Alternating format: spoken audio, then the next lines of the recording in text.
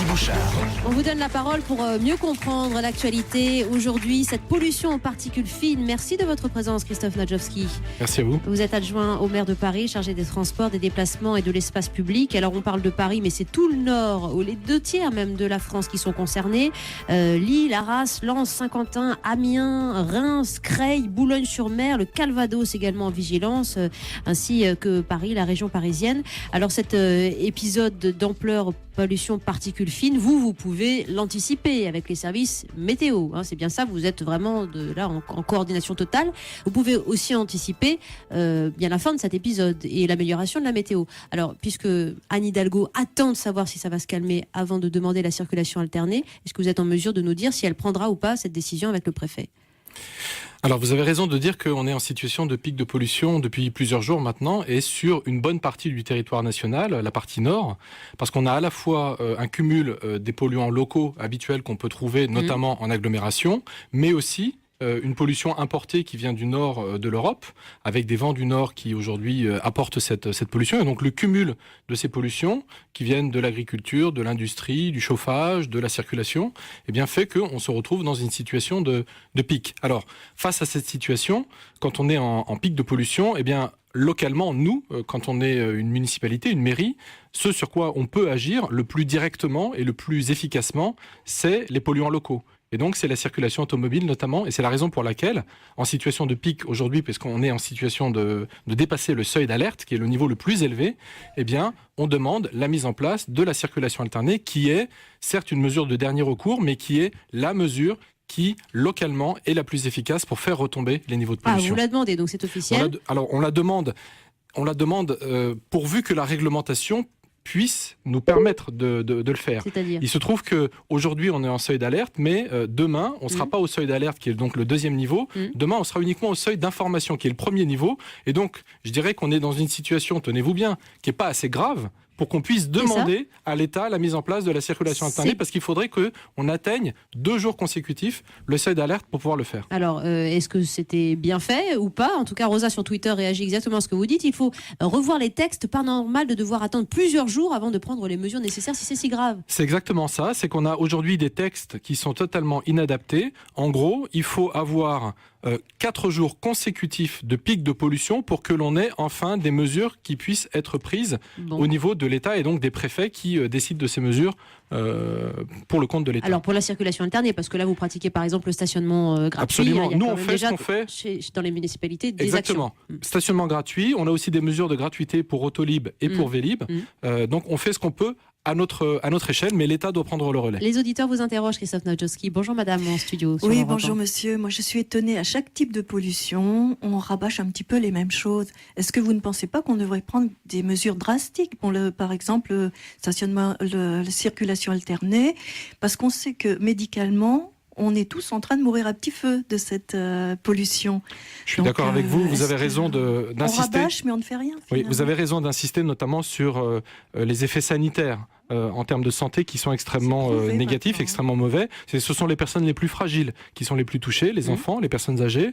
Il est recommandé par exemple de ne pas faire d'activité physique intense en ce moment, de différer voire même des compétitions sportives. Enfin, et ce sont aujourd'hui en quelque sorte les victimes qui sont les personnes les plus fragiles, qui sont victimes d'une double peine, c'est-à-dire que non seulement elles souffrent dans leur chair de cette pollution, mais en plus on leur demande de freiner leurs activités. Oui. Mais les mesures incitatives de réduction, par exemple, des vitesses sur les autoroutes qui sont mises en œuvre aujourd'hui par les différentes préfectures. Est-ce que ça on voit bien qu'elles sont impact nécessaires, mais elles ne sont pas suffisantes. Elles ont un impact extrêmement limité. Et on voit bien qu'il faut des mesures.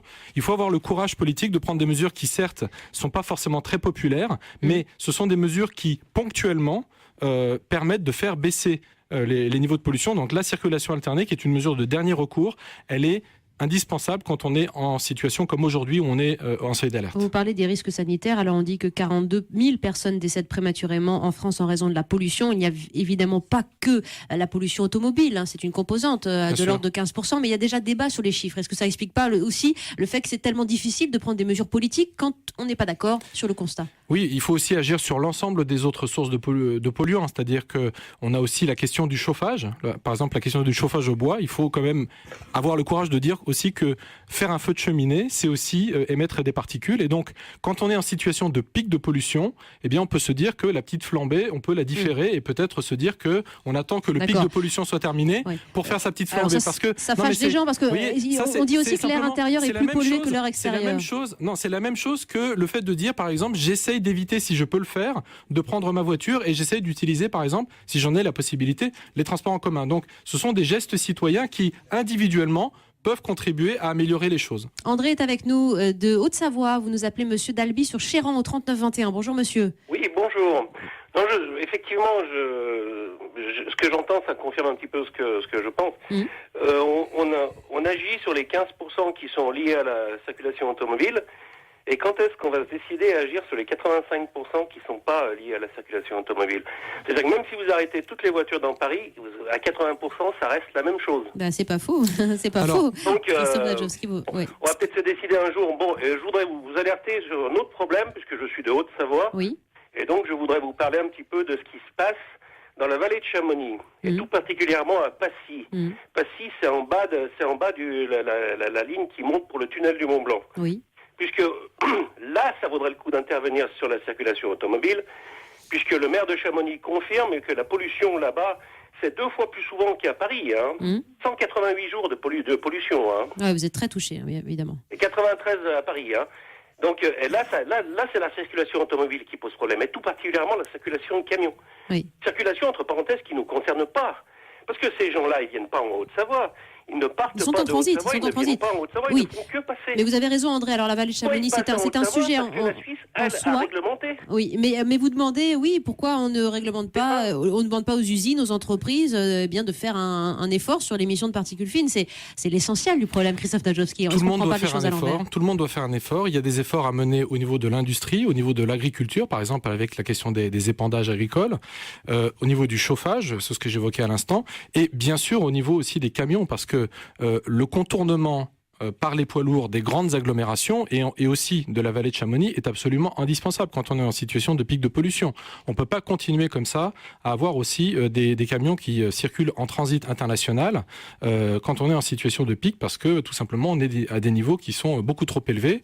Et donc là aussi, il faut avoir des mesures, je dirais, énergiques pour régler cette question. Alors est-ce qu'on va quand même trop loin dans la rétorsion des automobilistes pour lutter contre ces pics de pollution? Est-ce nécessaire? Vous nous dites ce que vous en pensez. Tenez monsieur, vous avez le micro en studio, bonjour. Ça fait des années qu'on parle du transport sur rail, qui est quand même, je pense, plus écologique, et on ne voit rien bouger en fait. Alors est-ce que c'est le lobby des routiers? Est-ce que ça touche des professions?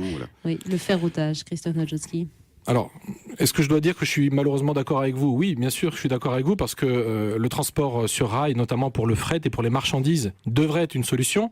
Regardez un pays comme la Suisse, par exemple, qui est un pays qui a une géographie quand même très particulière. Ils ont réussi à faire en sorte que les camions soient sur les trains et non pas sur les routes, et avec une réglementation qui est très forte. Mais la réglementation, elle n'empêche pas le dynamisme économique. La Suisse est parfaitement prospère, et pour autant, ils ont réussi à avoir, avec une législation environnementale très stricte, ils arrivent à concilier à la fois l'impératif économique et l'impératif écologique. Donc, faisons aussi, regardons ce qui se passe ailleurs, regardons aussi ce qui marche ailleurs, et investissons surtout dans le ferroutage. Dernier petit mot d'Anaïs par mail. Les mairies des grandes villes ne pourraient-elles pas mettre à disposition des citoyens des masques respiratoires qu'on pourrait porter en cas d'alerte pollution? Est-ce que c'est bien? Est-ce que vous le faites à Paris? Malheureusement, les particules fines, comme leur nom l'indique, elles sont très très fines, et donc elles passent au travers des masques, et donc l'efficacité des masques, elle est quand même très très relative pour les particules fines. Donc si vous faites du Vélib gratuit à Paris avec un foulard sur le nez, ça ne sert à rien. Pour les particules fines, ça aura quand même très très peu d'effet, malheureusement. Bon, merci d'être venu éclairer nos auditeurs. En studio, Christophe Najowski,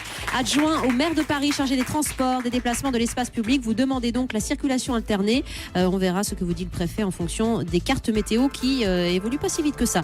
Merci beaucoup. On fait une petite pause sur Europe 1 avant le journal.